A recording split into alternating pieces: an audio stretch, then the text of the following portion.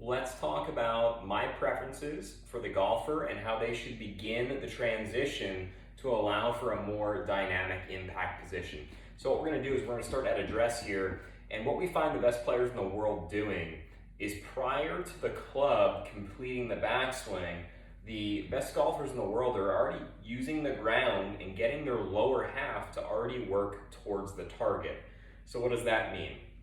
It means that from a position that is short of the completion of the backswing,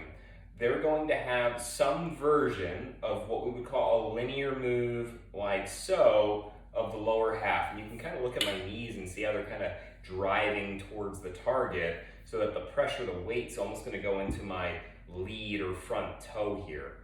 The second move after that happens, and it's almost going to happen subconsciously, is that will turn into some form of rotation. Because really what you're doing is you're taking force, you're pushing it into the ground, and the ground is coming back at you and is going to provide some form of a spring where rotation can happen, and then we can even maybe get more of what we would call a vertical movement. Think of Justin Thomas as he's coming through the hitting area to not only allow you to hit it more consistent, but also create a lot more speed.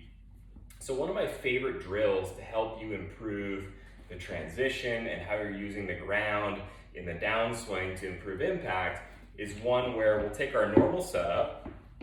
After we take our normal setup, we're going to take our lead foot, we're going to put it next to our right,